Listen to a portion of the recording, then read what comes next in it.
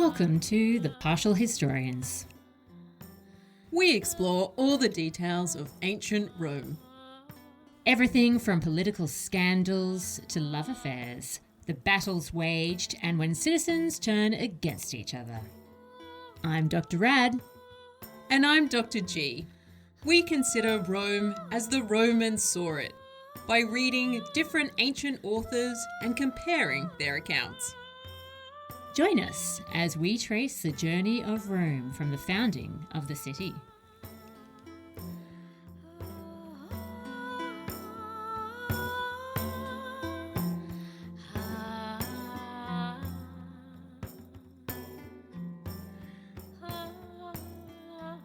Welcome to a special episode of The Partial Historians. I am one of your hosts, Dr. Rad. And I am Dr. G. And this is a special episode because we are talking to someone extremely exciting, Dr. G. Dare I say, scintillating. I think you should say scintillating. Yeah. We are thrilled to welcome Dr. Emma Southon back to the show. Thank you so much for joining us. Thank you so much for having me back. I always feel extra special when I get invited back, like I didn't do something monstrous last time. Exactly. So Dr. Emma Southon, for those of you who haven't caught our previous episodes, is one of our favourite guests for 3 reasons. Number 1, she likes RuPaul's Drag Race and therefore will understand my random references to it, unlike Dr. G. Number 2, she likes women in history. And number 3, she shares our outlook on the ancient Romans, which is that they are unintentionally hilarious and weird. Now, to be a bit more specific, Dr. Southon is a renowned smarty pants, and here's why. Aside from the obvious title before her name, she is the co-host of the history comedy podcast History is Sexy, along with our Kiwi cousin, Janina Mathewson. She's also the author of some of our favourite history books, including Agrippina, Empress, Exile, Hustler, Whore, a biography of the most extraordinary woman in the Roman world, and A Fatal Thing Happened on the Way to the Forum. However, we have already had the pleasure of talking to her about these books, and today we get to talk to her about another exciting volume that has just been released, A History of the Roman Empire in 21 Women, How Women Transformed the Empire. Yay! You make it sound so impressive. Well, I will say this, you don't like a short title. I don't like a short title, and you'd think I'd learn, but that people struggle to remember short titles. But yeah, I don't know, they end up being really long. In America, this book is called A Rome of One's Own, which is snappier. Ah, nice. I do like that as well. I saw that on Amazon and I was like, oh, that is sweet. I enjoy the pun. It's, yeah. I have friends who are much better at puns than I am, and they come up with these great puns, and then I'm like, right, well, that's my title. Thank you. Now, you cover a staggering array of women in this book, and I have to say up front, we're not going to talk about the regal period at all because, quite frankly, we can't talk about it anymore. We've talked about it so much. Yeah. The only thing I will say is, I think in a second edition, you're going to have to amend your chapter on Tanaquil, where you say that there are no popular histories that mention Tanaquil. Yes, that's true, because you have now finally written one. We both have. Yeah. But it is... I don't know, it was just so, like, I went through as many as I could find, like, all of the, like, books of, like, a history of the Roman Empire and, like, that I have kind of lying around in my house, and flick through the ones I could see, and they just skip right over her. I mean, they skip over the regnal period, like, a lot, like, the kings are just kind of coughed over fairly often, but still, I was like... This is such a good story. I know. Why would you not want to like go out of your way to include this? So yeah, so second edition, paperback edition will have a specific reference to the partial historians. Yeah, thank you very much. So we feel okay now. We can calm down and talk about your book. Okay, the interview can happen. Deep breathing. Yeah, when I finally, because your book came out just before mine, like a couple of months, and when mine had already gone off, like, and I wasn't allowed to change it anymore. And I was like, no. I could have done this with this so much. And I have thoroughly enjoyed it, so everybody should buy it. Thank you. Well, we definitely felt that way about your book. And so we'd love to ask you some general questions to start off with about the style of your book. Yeah. So your last book was about murder in ancient Rome. Why did you decide to, change tack and go for a history of Rome using the lives of women as your next project? It's partly spite, because... So my other thing that I do during my days is I work in a bookshop, and you will have noticed, like, it's impossible not to have noticed at the moment that there is been, in the past 2 years-ish, like a really big spike in interest in Greek goddesses, like retellings of Greek myth, specifically like retellings of female stories in Greek myth, which is great for, ancient history in general, kind of, but also... As you will know, when you're a Roman historian, you think that Romans are the best. Because they are. Because they are. And it's constant, like, oh yeah, I mean, I guess the Greeks are fine, but Romans are better because they're funnier. So... I kind of, out of spite, wanted to be like, yeah, but Roman women exist too, and they're better because they're real, and they don't, like, turn into spiders, or like they're not goddesses, they're better, so that makes them better. And so 50% out of spite that I wanted people to also be reading about Romans and to know that Romans are better than Greeks, and 50% because I just feel like so much of like popular Roman history is talking about men, and like the standard narrative of Roman history, of the story of Roman history, is so much just war and politics, basically, which is the sphere of men, and which women are explicitly excluded from. And I thought it would be fun to kind of disrupt that a little bit and be like, one, there is a history of the Roman Empire that doesn't have any politics in it, really, or has a limited amount of politics, and there is a history which is more than just politics. It can also be what it is like to live in the Roman Empire at various times as various people, and it's more interesting to tell that story through women than it is through men, and to show that women are always kind of around and about.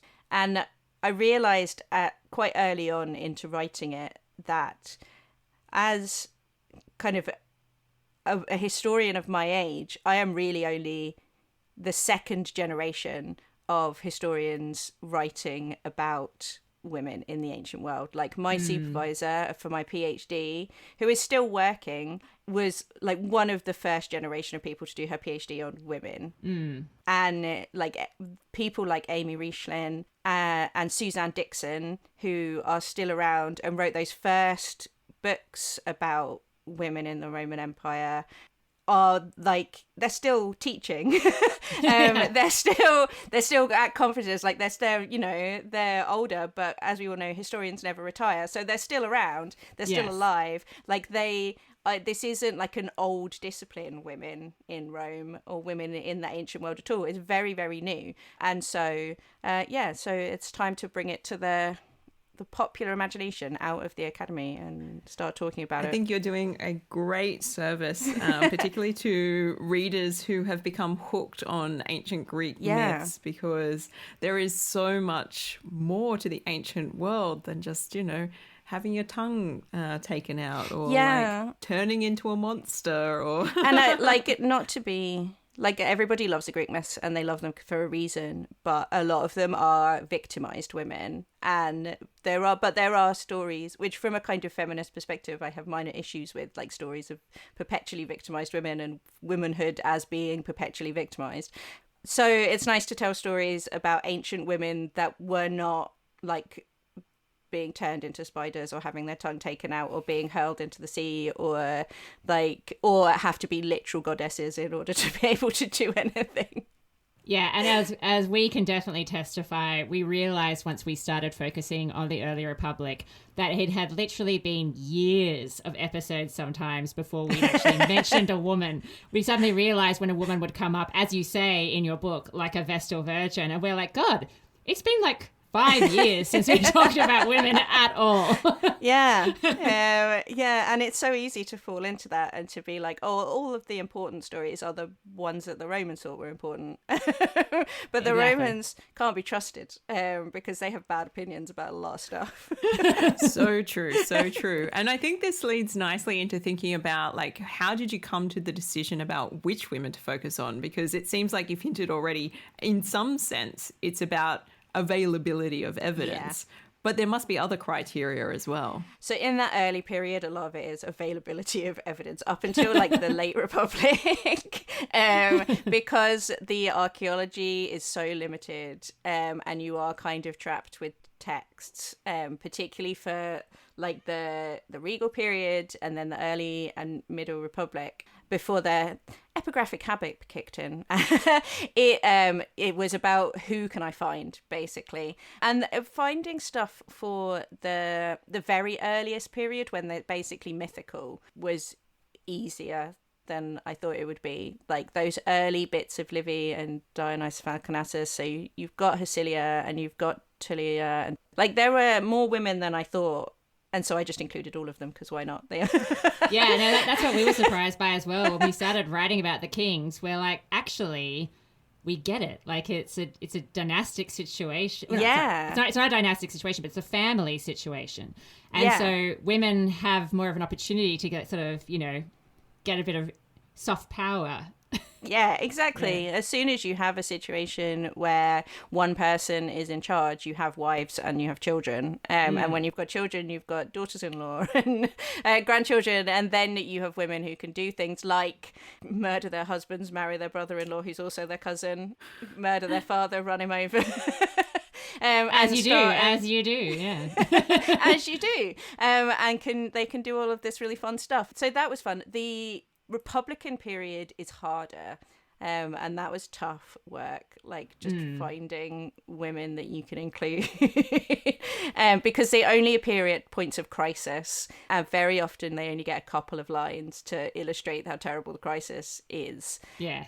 But once you get into the Empire, like once things really start to kick off evidence-wise, so late Republic going into the Empire and then coming like the later Empire, there's so many women that it became a pit of like, what story do I want to tell and what women kind of will tell that story. So I always wanted it to be not the women who are already included in books. So if a woman already had a biography about her, I kind of was like, no. And that kind of easily cut out all the empresses, and I didn't want it to be a book about politics and to tell the story that we already know. So I didn't want it to have, Livia and Agrippina and all of the kind of big women that we already know about.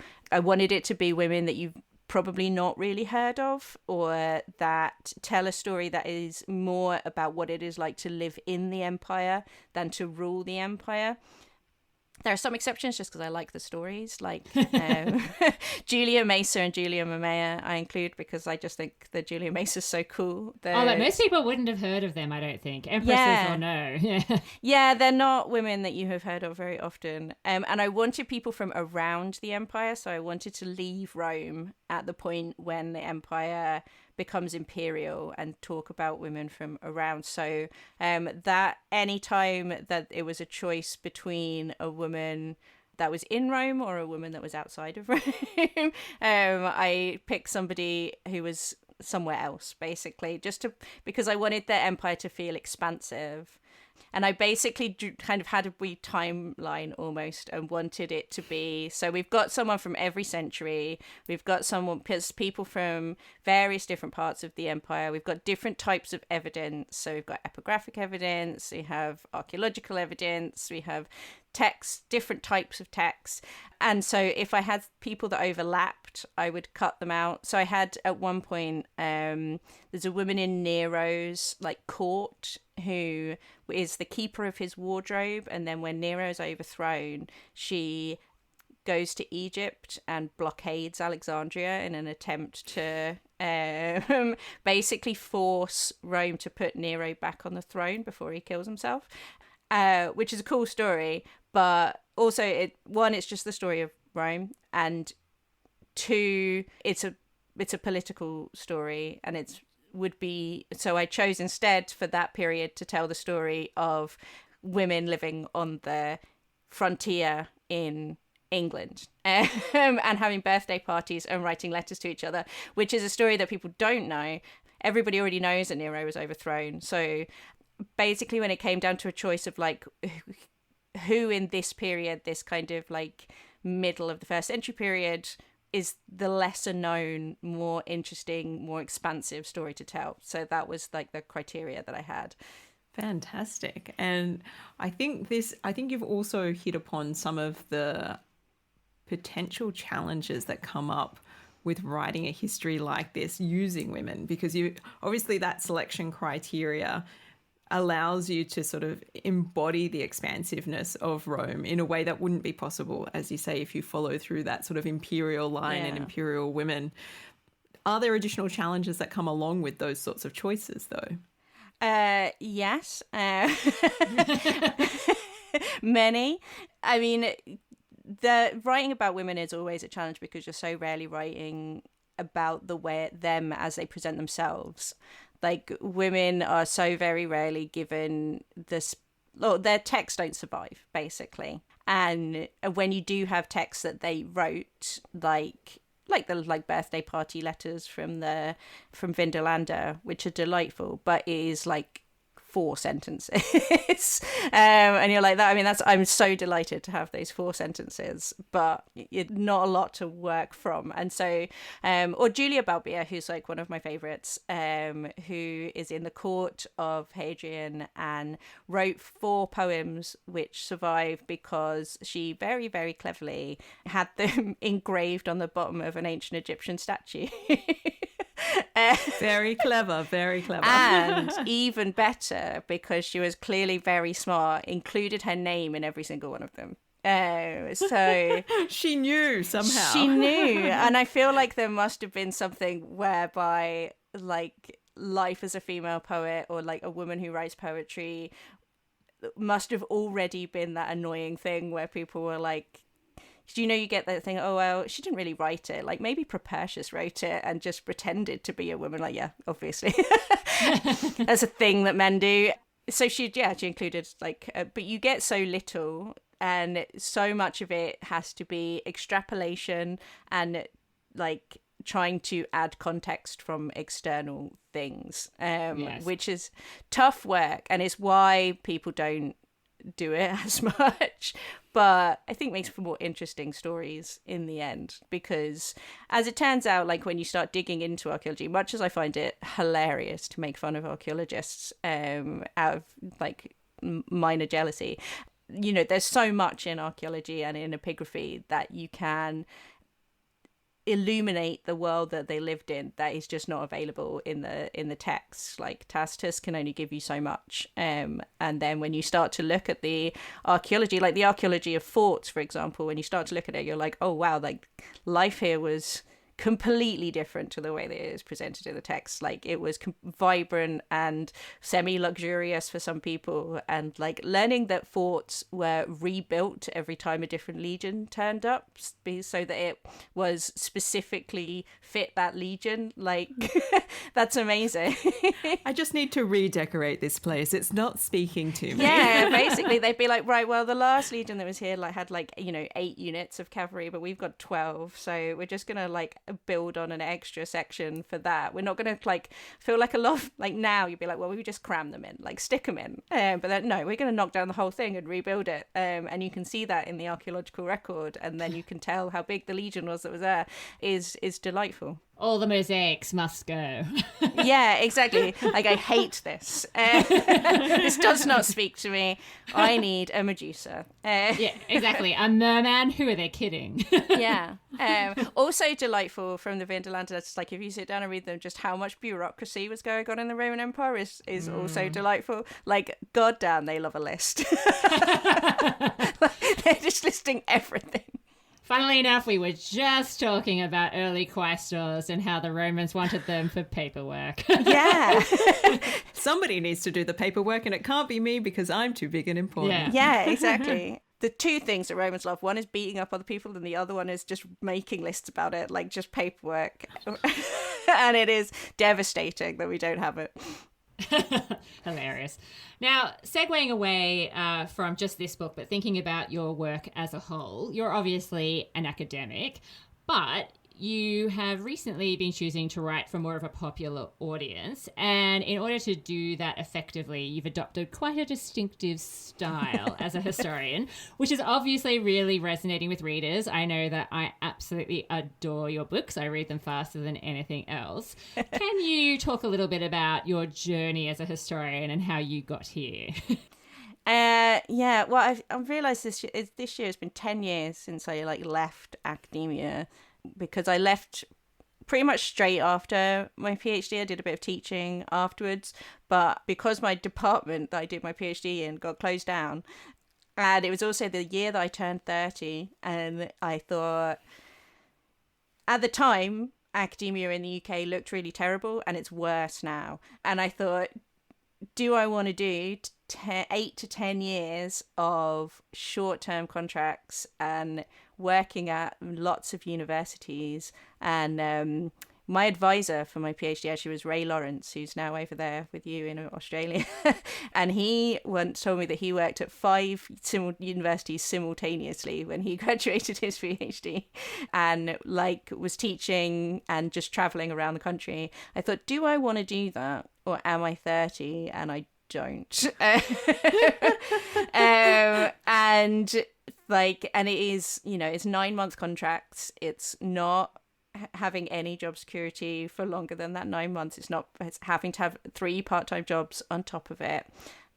And honestly, I was not willing to do that. You made it sound so tempting. I don't understand. I know. And also, then you have to be writing constantly. They brought in the REF. That was the year that they brought in the REF as well. We're here, the Research Excellence Framework, where you have to be writing constantly and trying to get points, basically, literally trying to get points for your research, which is wild. And so I was like, do I want to be writing for points in a culture that is mean? Or do I just want to be not doing that? So I was actually teaching academic writing, is what I went into, and I was teaching mostly people doing vocational things like nurses and engineers and allied healthcare professionals, working with them on their writing, which really made me a better writer, because working on people who don't have any background in writing, or a lot of people coming to writing as late career changers and things like that, who find writing to be terrifying, and then being like, no, it's not, it's fine, it's okay, we can do this, made writing more fun for me, because it broke it down. And then I honestly accidentally became a writer for popular audiences, because I pitched Agrippina, the book, to a friend of a friend, because he had an open pitching session and he thought it sounded fun. And then I wrote the book that I would want to read, because by that time I had been out of academia for 5 years, and I had a job, a full-time job, and a life, and do not sit down and read big chunky history books that are 600 pages long that feel like I am being told, intoned or lectured at. So I wrote the book that I would want to be in bed or on the train commuting to my job. What's the book that I want to read? I want to read the book that tells me the story in the most entertaining way. And it helps that I find the Romans to be hilariously pompous and deluded about themselves, and to the disconnect between how the Romans see themselves and how they actually are is inherently very funny to me. And so basically my thing is, I love history, and I left because academic history sucks, not because I was fed up with like the process of academia. And the thing that I love about history is being what my friend calls a time detective. Like you have the evidence and then you're like a little Poirot, like trying to put the evidence together to make it make sense in some way. And you come up with a little hypothesis and then somebody else goes, oh, that's interesting. What if the hypothesis was this? And then you kind of have a wee chat about it. So I'm just being a time detective in a fun way now. Look, that sounds great. And I feel like that's a pretty good description of what Dr. Rad and I do as well. And it's like we hold up our little magnifying glasses and we gaze very closely at things. We're like, you know what? Wouldn't it be exciting if this was what was happening based on what we've seen here? Yeah. And when people ask me, how did you get started in history? I always say, Nancy Drew. Yeah. I mean, it's basically, and I don't think that it's a coincidence that I also love mystery novels. Like, Absolutely. Are you saying there's a Venn diagram that could be a circle? I think so. Yeah, I think you would find like, especially people who love like the historiography part of like the bit where you're like, oh, cool, like the story of Lucretia, there's like 5 different versions and they're told at different times, and when you put them all together you realize that they're actually like emphasizing different parts of it and they're telling a story that speaks to themselves. And and actually this is just a fairy story that tells us more about the writer than it does about the actual events. And a creepy fairy story. Yeah, well, as all fairy stories are. Like, have you read Grimm's story? That's true. Yeah. But yeah, I think that people who like that side and people who like Poirot books are there's a significant overlap. Absolutely. All right. Well, let us think about the content of the book for a moment. We want to whet the reader's appetite because everybody is obviously going to listen to this podcast and then immediately go out and purchase your book because, of course, we've both read it and we love it. We're giving it 5 stars. Thank you. But I'm interested in, first of all, like, before we get into like some of the women that we really enjoyed, which of the women that you looked at were you less familiar with when you started writing? And if it's not too big an ask, do you have a favourite? Quite a few of them kind of middle ones. So Turia, I had only kind of vaguely, I knew of the Laudatorio Turia, but never really read it. So she is the late Republican woman who is the subject of the biggest private inscription that we have from the Roman Empire, which is very cool. And Julia Felix, who is also my favourite, I think. I came across, it was Sophie Hay, Dr. Sophie Hay, who works at Pompeii, who told me about her. And she also told Elodie Harper, who wrote the Wolf Den trilogy, about her. So she's in that trilogy as well. And Sophie Hay is doing God's work telling the world about Julia Felix and her space in Pompeii, like her complex that she runs. So those were probably the ones, like anybody who came from archaeology, because my background is text, was somebody that I had a really good time delving into and learning about completely, and being like, oh wow, you can look at all these women all over the place living their lives, being brilliant. Look at them go. Yeah. Well, I have to agree that I had heard of, obviously, quite a few of the women that you've mentioned before. But like you, Dr. G and I are very much text-based people. We don't often don an Indiana Jones outfit and go out into the wild. So although maybe we should. We should probably. But Turia was definitely one of the ones that piqued my interest the most, especially coming from a time period that's actually probably one of the better documented ones in terms of what we've got. But yet I had really not heard very much about Turia. So can you tell us a little bit more about her? Yeah, so she's clearly she is a woman of senatorial rank, definitely of consular rank. Her husband is a consul, and she is, so we know about her from this huge inscription that was found in 5 parts when during the 18th, 19th century, Europeans went all over putting together the big corpus of Latin inscriptions, and God bless them for doing it. But they found the 4 sections they put together. We don't actually know that her name was Turia because there's 2 bits that are missing, and both of them are the bits with the names on. Typical. So classic. Typical. Which feels Roman history. Jeez. doesn't it feel like you're just emblematic of history? Like we just lost her name. But this inscription was found, and it's written by her husband because she died before him, and it tells the story of her life, starting from when they get engaged, basically, or at least the bit that we have starts from when she gets engaged. It starts with her family being murdered during the war between Caesar and Pompey. And her entire family is murdered in their villa by somebody. And he praises her for single-handedly, in the middle of a war, identifying and prosecuting the murderers. So she is Miss Marple. She is Miss Marple. And she successfully prosecutes them, which is, impressive. And then she is subject to it's fascinating, like, little insight. Somebody tries to claim her as part of their gens, so that they can take guardianship of her, because she's not yet married and her father is now dead, so that they can take control of the estate that she has inherited from her murdered family.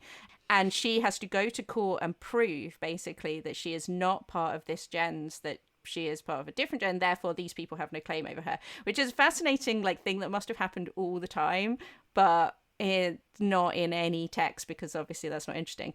But basically her husband says, like, she just made it so much trouble for them, and she just kept fighting it so much that they gave up and went off to find an easier target.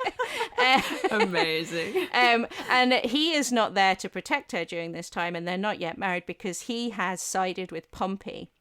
And is off fighting with Pompey. And then when Pompey dies, and the war is over, she both sends him money and sends him resources and sends him enslaved people to help him out, lest he ever suffer a moment's discomfort. And also personally talks to Caesar to get him pardoned, basically, so that he can come back to Rome. So she manages to rescue him from his bad decision of picking Pompey. He comes back to Rome and immediately joins the wrong side again, and is on the side of the killers of Julius Caesar. So I don't know if she's picked a winner, really. No, I mean, it's really her patience that's the amazing thing. Yeah.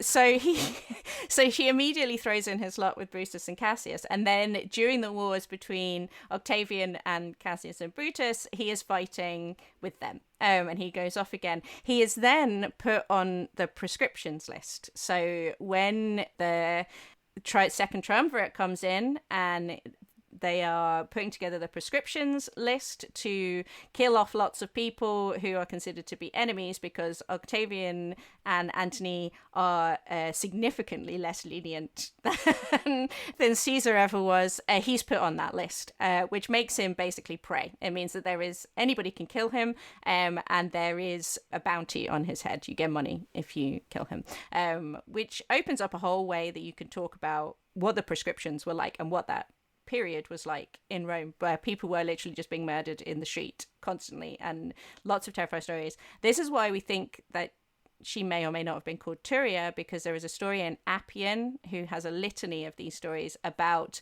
a woman who hides her husband in an attic, which is also what the woman in the inscription does. He says she hid me in an attic. Her and her sister hid me in an attic, and then personally went to Octavian and then went to Lepidus and begged and begged and begged until they got him off the prescriptions list. So she protects him. She keeps him, manages to get him off of the list, manages to save him, manages to make it so that he can continue living his life. During that period, they're living in Milo's ex-house, the demagogic gang leader. He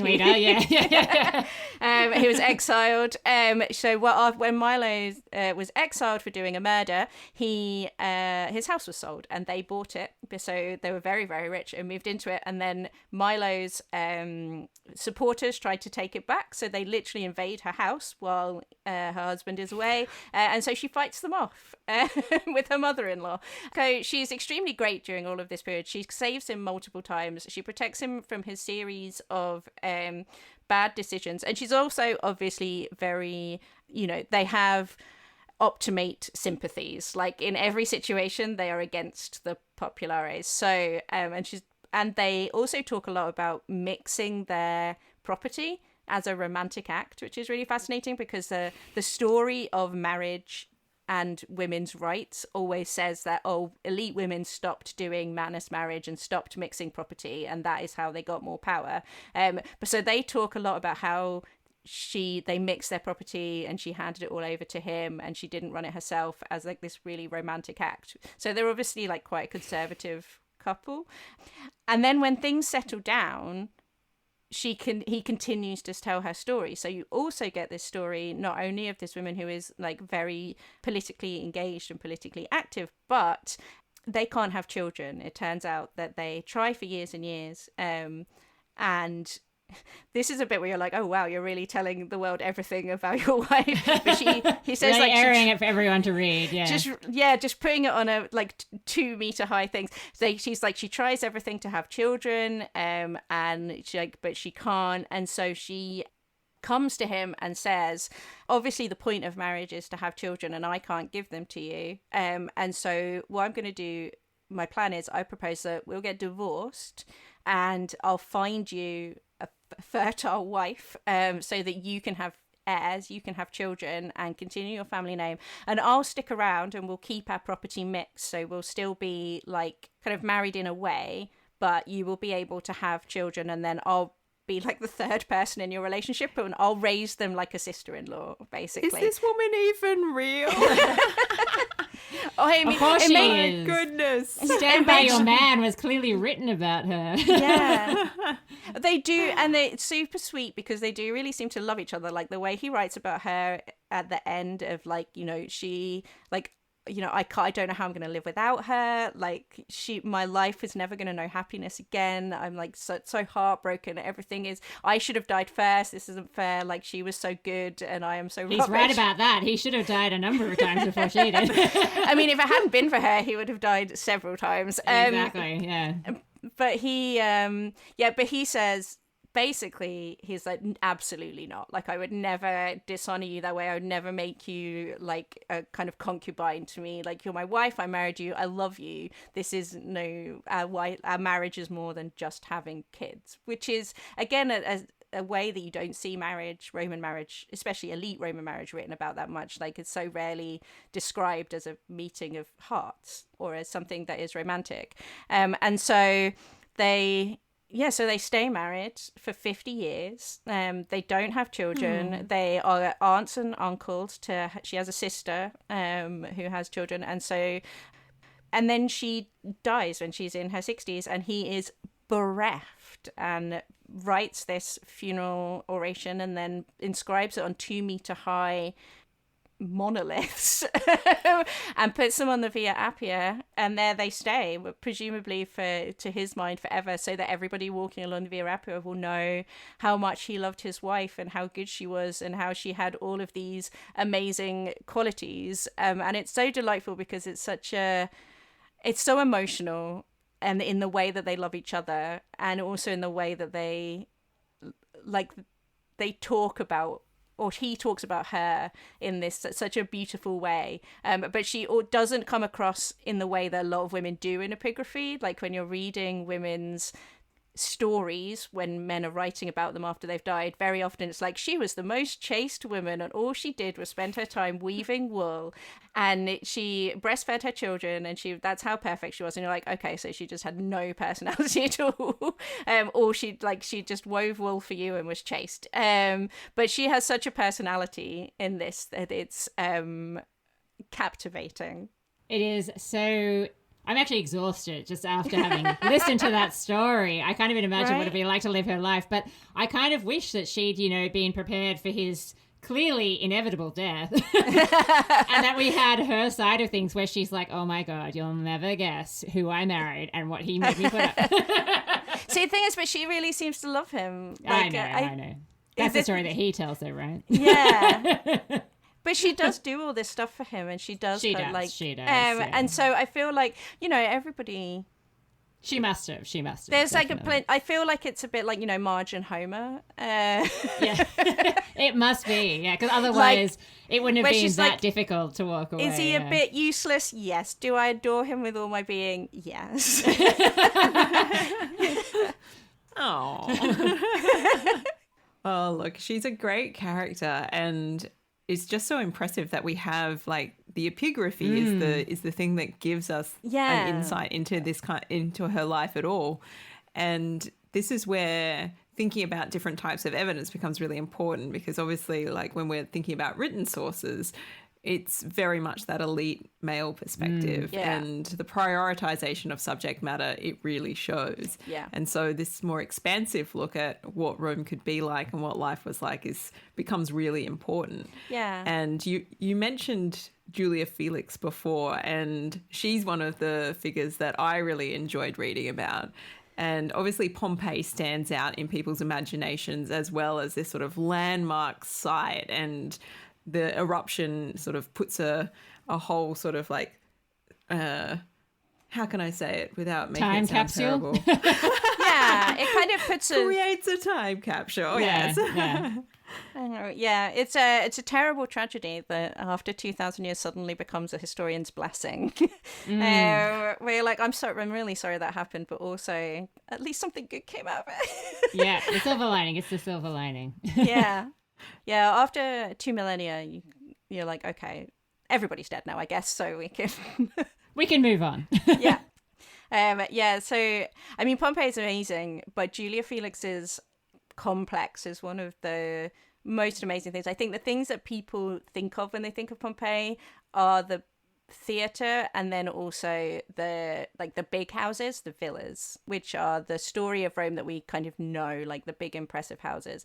And for a while, that's what people thought Julia Felix's complex was when they excavated it. They thought it was just a kind of a big weird villa. But outside of it, there is a inscription which was attached to the wall, which said what it actually was. And it says, Julia Felix, daughter of Spurius, offers for rent her leisure complex, which contains shops, baths fitted out for the well-to-do, apartments and gardens for a period of 5 years. Inquire within.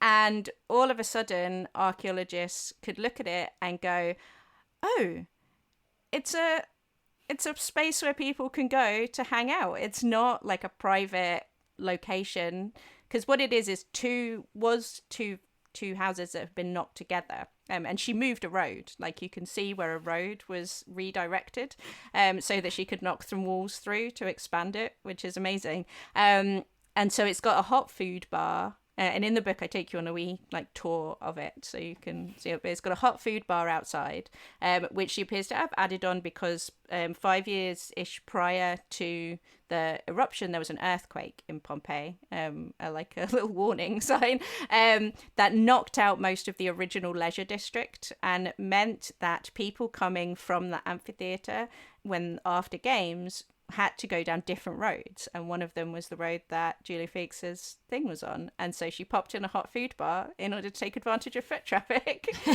which is brilliant. So it's got a hot food bar and it's got baths, which are very fancy but very boutique. So they're a little you can only fit about 8 in the toilets. You can fit 8 people, which is small for a Roman public toilet.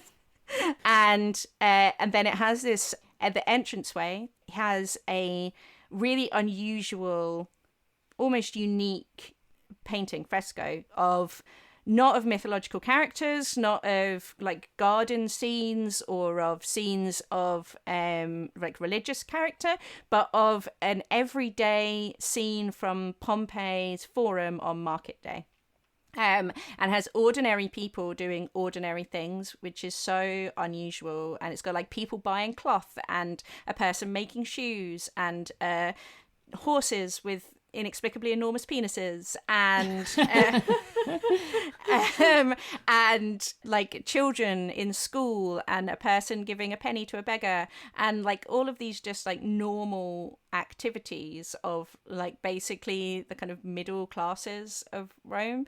And then inside it has these gardens with little fish ponds and little bridges and a little dining room, like a tiny little triclinarium where you can recline and dine. So you have the 3 couches and you can do upper class elite dining where you recline on your arm and then people bring you tiny little things of food, and it's got a water feature in the room.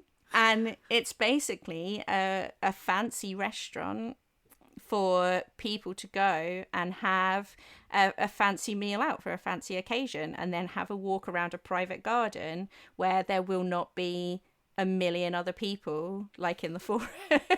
Like, I kind of love this where it's like, I can't afford my own villa, but what I can afford is I can afford to rent this fancy dining room and we'll have the elite experience without having to have like a spa day with a lovely meal at the end. Exactly. Or, you know, and it's like, I always imagine it as the kind of thing that you would do for like a special occasion. So like for my birthday, I go to, you know, a Michelin-starred restaurant for one meal, and it's like a big splash out thing where I spend lots of money but I get like this experience. Or going for a spa day where you do not normally have the leisure time to spend an entire day having like just basking in steam, but for that one day you can. And that's basically what it seems that Julia Felix's complex is. It is a space where people can go and have the experience of luxury, of time, of being served, of quiet and privacy, which is something that is so rare in an urban environment, and they can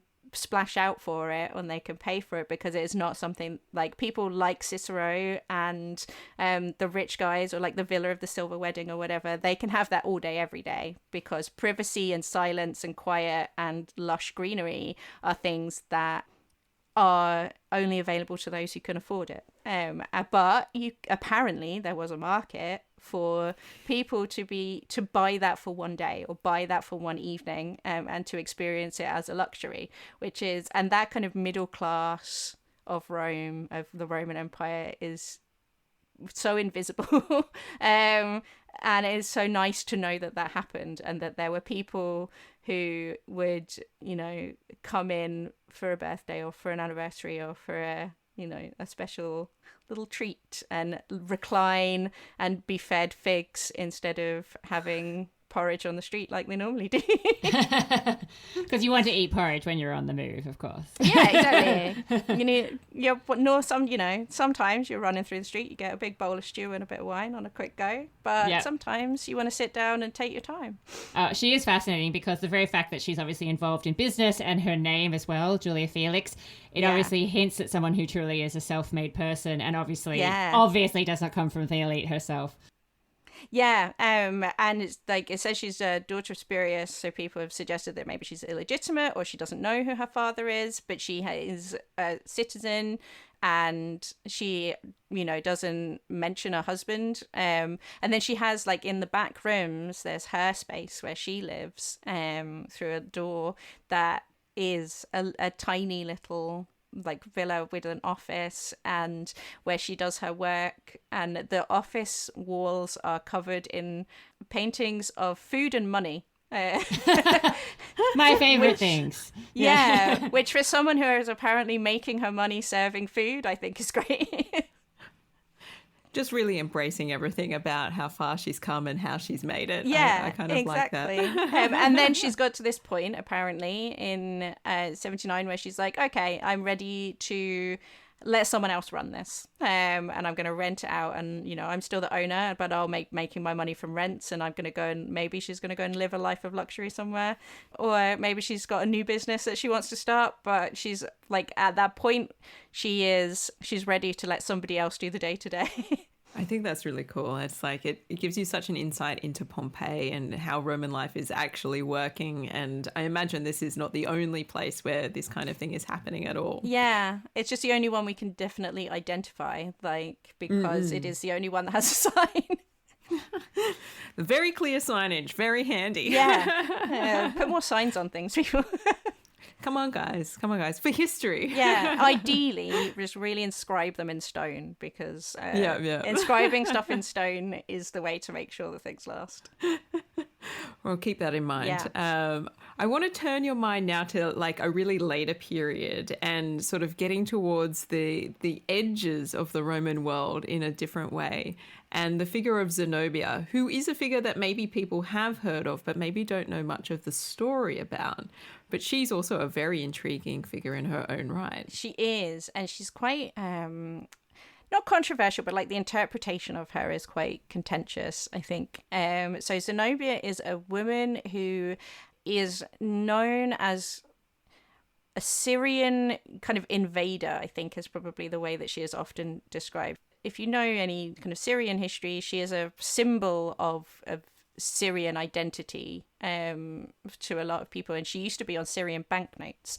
And the way that she is often described is as a woman who ran an empire in Syria that is somehow outside of the Roman Empire. And the way that I interpret her is as a woman who did the exact same thing as like every general in the 3rd century did, which is declare herself an Augustus, and attempted to take over the Roman Empire. Because she, to me, is a Roman woman within the Roman Empire who uses an army to attempt to rule the Roman Empire, which makes her more interesting.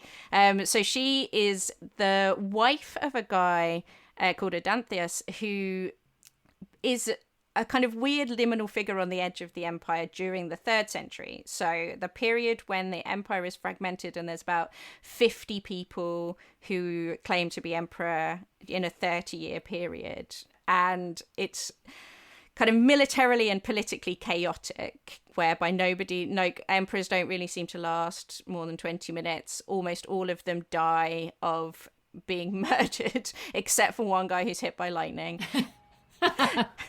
And nobody has the kind of combined military power and personal power to be able to get more than 2 legions to follow them.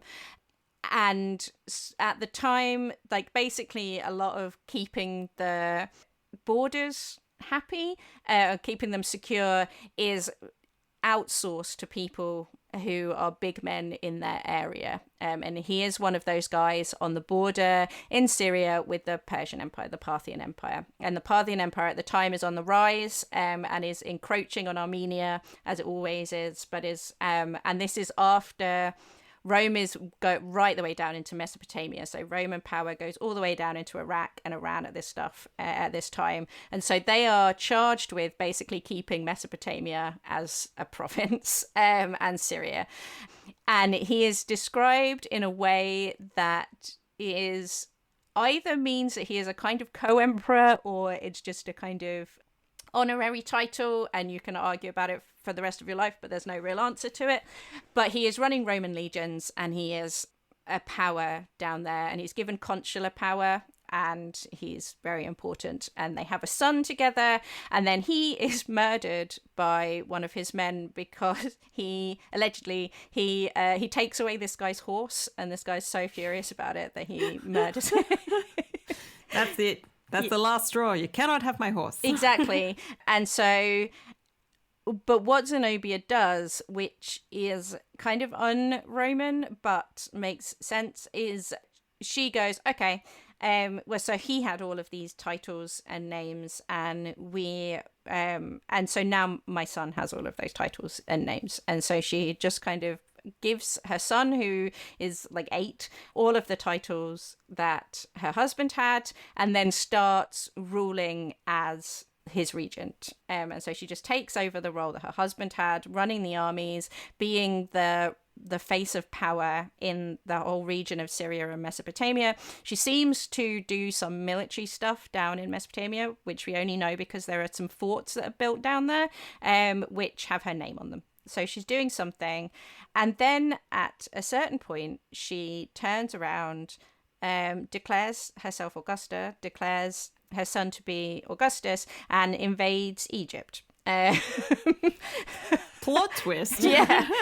And this is the point where everyone's like, oh, hang on. So she destroys a legion in Arabia. Then she invades Egypt, goes right the way down to Alexandria, and chases out the governor there and sends him on his way, kills a bunch of people, and then settles in. And she starts producing coins, and she starts producing lots and lots of bureaucracy, because where the bureaucracy does survive is in Egypt, because the papyrus survives really well. And the climate, yeah. Yeah. And so what we have is loads and loads of documents which suddenly start saying, oh, in the year of the reign, like year 2 of the reign of Aurelian and year 1 of the reign of my son.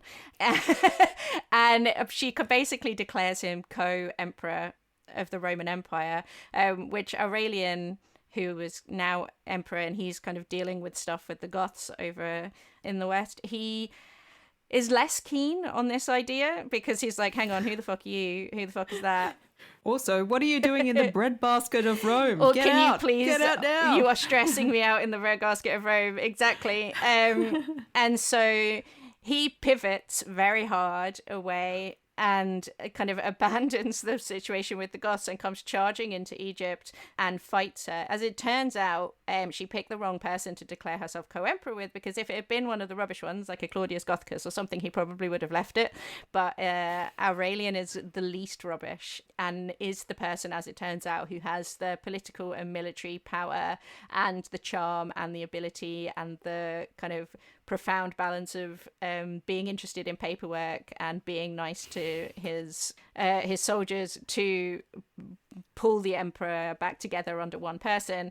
So he turns around and blasts into Egypt to fight her. She withdraws from Egypt and is like, oh no, it's okay, maybe I'll just stay. But she is still producing... You have it back. Yeah. Bye. But she is still producing coins, and she's like, we have all these coins from Syria where she's like, it's Zenobia on one side and Juno on the other, and her son on one side, Jupiter on the other, and like they're Roman coins, and she's calling them Augustus, and she calls herself an Augusta, and she very clearly wants to be a part, like is a Roman person being a part of the Roman Empire. And they have a bunch of battles, and eventually she is defeated in Antioch, and she tries to allegedly, possibly, maybe tries to flee on a camel and is caught. But which maybe it seems like the kind of story that Romans in Rome would tell about, like a woman from the east, like, oh, she just got on a camel, you know what they're like. She hopped on a magic carpet and she was out of there. Exactly. If it but it's a good story. So, and she is captured, but Aurelian has a bit of Julius Caesar in him, so he lets her live and he takes her to Rome, and then she lives the rest of her life in Rome and apparently has more children. Mind-blowing. I thought for sure she'd end up dead. Yeah. Yeah. And so she is very often presented as someone who tries to invade the Roman Empire, but to me it is very clear that she is someone who wants to rule the Roman Empire, and who is like, all these other rubbish guys are doing it. Like, she herself puts down another person who tries to declare himself emperor and his children emperors in Syria, and she's like, everybody else is doing it. I don't see why I can't get involved. It's hashtag trending, guys. Exactly. Like, jumping on that bandwagon, and like thinks that she has a real chance, and she does. She's the only person who ever invades Egypt, which is impressive all by itself.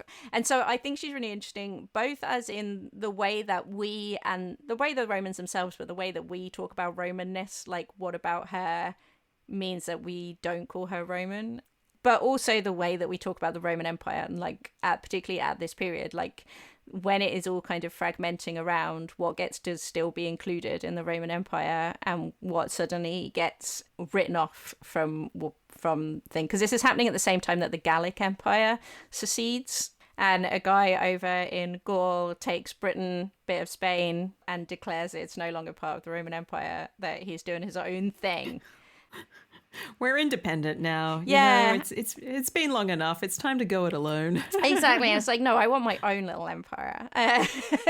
And they're doing their own little kind of situation over there. But it seems that Zenobia was going to basically keep going. Like, it'd be fun to see what she had done had she had a rubbish emperor against her, rather than Giga Chad Aurelian.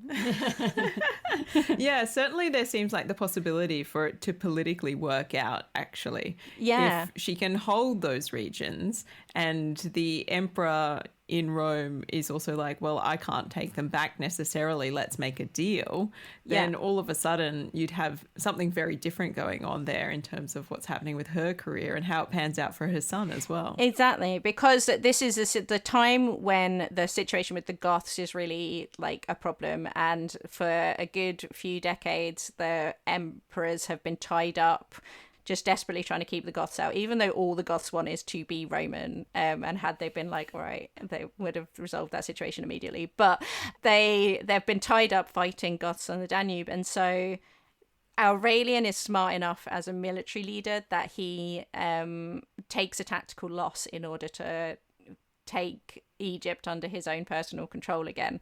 But had you had a less tactical one who was like, oh no, this is the more kind of threatening thing, I need to stay here, I can't leave the Goths, and had let her stay in Egypt, then you might have a very different... There's a novel that somebody could write about that, counterfactual. I love it. Well, so far, the women that we've talked about are all what we would loosely describe as pagan, because, of course, for the vast majority of Rome's history, the religion that is followed is made up of many gods, etc., etc. However, right at the end, bit of a plot twist, we have Christianity becoming a major religion, if not the religion of the Roman Empire. And that leads us to the final woman that we thought we'd quickly discuss, who is Melania the Elder.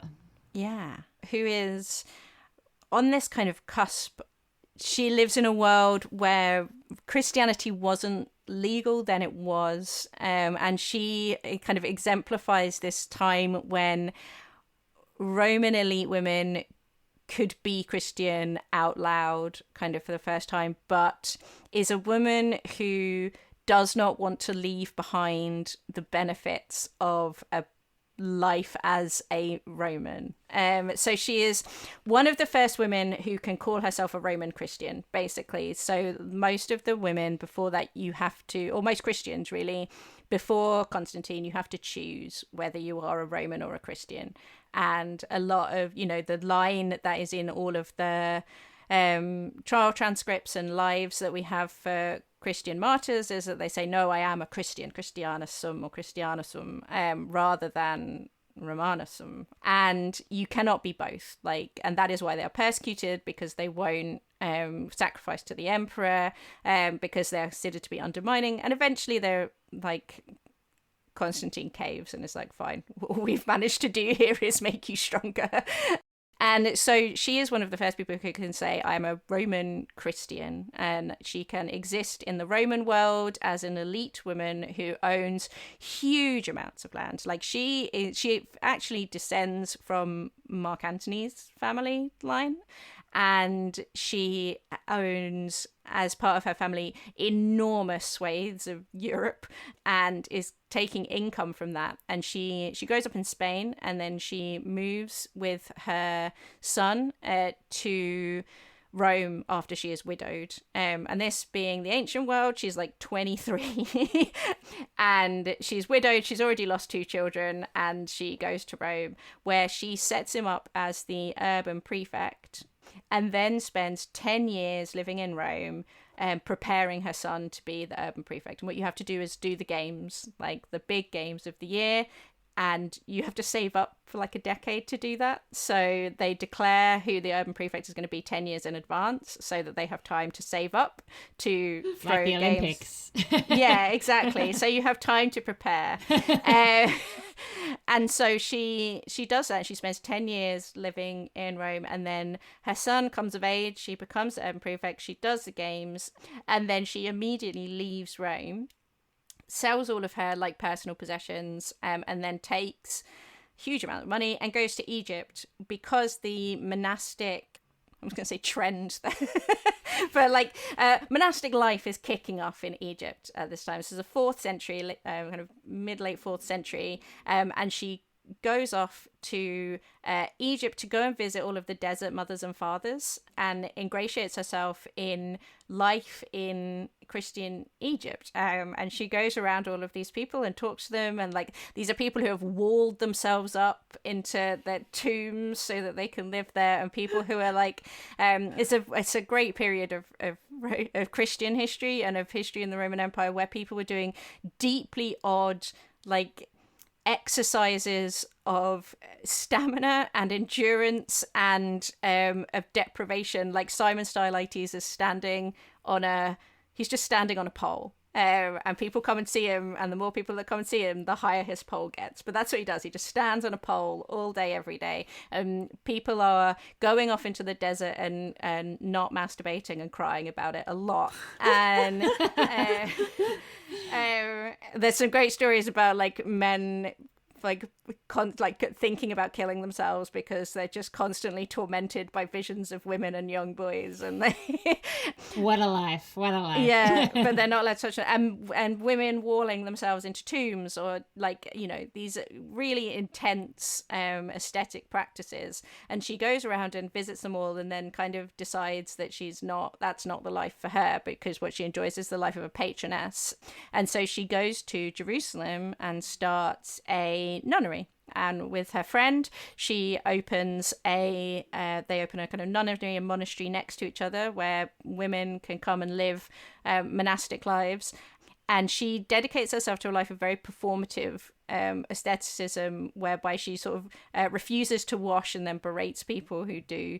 But she has a huge amount of money, which she continues to get because her son is now running all of her estates, the family estates, and he is sending her money. So she is still benefiting from all of the estates that she previously had, and she is pouring all of that money into building up Jerusalem as a Christian space, and planting Christianity all over Jerusalem, and kind of tamping down the Judaism, because they after Helena, they really want Jerusalem to be the home of Christianity and to shove out the Jews. And she is popular enough there, and doing a good enough job, that they give her a bit of the True Cross. Score. Oh, nice. Yeah. Sweet. This sounds very much like a case of her being able to have her cake and eat it too. Oh, yeah. It's very much a case of a woman who chooses to present as poor while not ever being actually poor. So they give her a bit of the True Cross, and then she goes back to visit her family in Rome, one of whom is a quite famous bishop in Italy, where she does a lot of marching around triumphantly, basically, but in the most poor. So her family like go on a visit, and they all turn up in like golden carriages wearing purple and red and whatever, and she turns up riding a donkey dressed in rags, holding a bit of the True Cross. Ah, nice work. Doesn't get more pious than that, just like Exactly. Jesus before her. And you just feel like rolling your eyes so hard, like like pretending to be poor is so silly. But anyway, she gives this bit of True Cross away, and then she gets into a bunch of fights with St. Jerome, who she hates, and he hates her, which is fair because he's awful. And she is possibly in Rome just before the sack of Rome in 410, or she has left. But she inspires her daughter, Melania the Younger, who is potentially the more famous, to also become an aesthetic woman. And her husband decide that they're going to sell all of their land, free all of their enslaved people, give away everything, and become genuinely poor, which Melania the Elder and her son are appalled by, and they write to the emperor. You've taken it too far. Yeah, exactly. No. The thing is, we pretend to be poor, like we're not actually poor. We get to turn it on and off. It's like a switch. Exactly. Like if I need to have a nice bed, then I need the nice bed. Like we don't like, and I would need to use this money to buy influence and power. Like I don't. It's not. Yeah. How else will people take me seriously? Yeah, I need to be purchasing it. otherwise, because what you have at this time, like Jerome's Paula starts her own monastery as well in Jerusalem, and she is very famous for basically giving over her daughters to Jerome, who he then proceeds to starve to death. But she starts her own monastery, and there they have a very specific hierarchy depending on how much money you bring into the monastery with you. So if you, and what your social status is outside of the monastery, there is a hierarchy within the monastery. And so the trappings of the world outside do not leave you when you go and become a nun. You can absolutely go and become a nun and still be a rich nun, or still be treated as rich, and even if you're pretending that you're not. But Melania the Younger is like, no, I'm going to give it all away. That's what Jesus said. And they genuinely try to get the emperor to stop her, but they can't. So she sells off everything, frees 8,000 people, and then goes off to live a genuinely aesthetic life, much to the horror of the rest of her family. And then Rome is sacked and everything changes. But she's so fascinating at this point at which Christianity has become legal, and so Romans can kind of paste the trappings of kind of, I suppose, like secular life onto Christianity, and it stops being a thing that you actually have to die for it and you genuinely have to suffer. You can kind of choose to suffer in a way that you can opt out of. That Wait a minute. Performative Christianity? Never heard of it. Yeah. I know, right? But like, they still desperately want to suffer because that has become part of Christianity. But they don't. It's only impressive if you're choosing to suffer. Like, it's only impressive if you are a rich person who is choosing to wear scratchy rags. Yeah. If you're just a poor person who is wearing scratchy rags because that's all you can afford. Yeah. Then that's not impressive. Like, no, that's just having a shit life.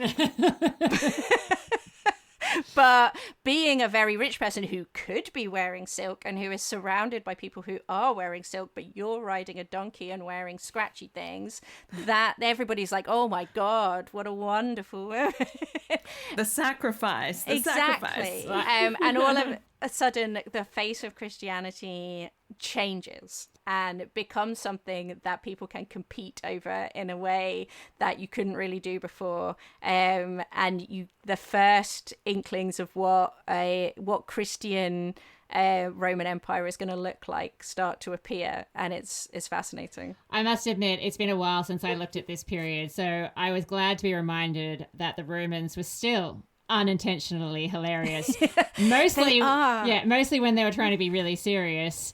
Even when they became Christian. Doesn't make a difference. Doesn't matter what religion it doesn't, you are. Yeah. The more serious the Romans try to be, very often the funnier they are. Exactly. And there's this story, like Melania is always surrounded by men who are writing. And so there's a couple of stories that are written about. And there's this great one about her traveling. She's moving a new nun from Jerusalem to Egypt, and they're traveling across Egypt and kind of traveling across the deserts as a little group. And one guy who's with them, who's a bishop, they get to their resting place. It's the desert. They're in Egypt. It's hot. And he washes his hands and face, and Melania loses her mind and like berates him. It's like, I never wash my face, and I have never lain on anything softer than the hard ground, and even though I'm in my 60s, you will never see me do anything so decadent as to wash my hands. Even though doctors say that I might actually be less ill if I did, I still will never. And you're like, oh my God, wash, woman. But yeah, so she just loves to be grubby and just so that she can one-up people. Well, I actually made her a bit of my own patron saint when I went to school camp and could not wash for several days. So see, this incidentally is why I never became an archaeologist, because I could never deal with the grubby hands. Yeah, I get that. Well, thank you so much for sharing all of those amazing stories. People definitely need to go out and grab your book because it is filled with so many more. So can you please tell us, where can people buy the book and where can people find you? So you can buy the book hopefully in any good bookshop. So it's called A History of the Roman Empire in 21 Women. And it, should be hopefully available anywhere. You can go to my website, which is emmasouthon.com. Then there are links to places that you can buy it there. You can also find me at History is Sexy, which is historyissexy.com. As long as your adult filters don't filter out the name, because apparently they sometimes do. But you can find it on all good podcast feeds, and we answer questions that people don't want to spend 2 days researching themselves. So, and you can ask us questions there. And I think that's all the places. And you can find me on Instagram at Nuclear Teeth, where I put links to things when I remember. And you can also see many, many, many pictures of my cat. Oh, look, thank you so much for spending this time with us. We really appreciate it. And reading this book has been a real thrill and pleasure. And we can only imagine that people listening to this episode will feel the energy and the vibrancy of the women coming through in this conversation, because the whole book is like this. It's full of great stuff. As a final question, would you have any hints about what's to come in your writing world? The next book that I am currently writing is actually a children's book with Greg Jenner, who used to be the historical consultant for Horrible Histories and now does the You're Dead to Me podcast on the BBC. And we are writing a children's book about Roman Britain, which is an introduction to historiography for kids. Oh, fantastic. That sounds really, really exciting. Does sound like another winner. Well, we cannot thank you enough for coming back again, which only you will find funny. And we hope very much to be able to chat to you when that next one comes out. Thank you. I'm always here to chat to you.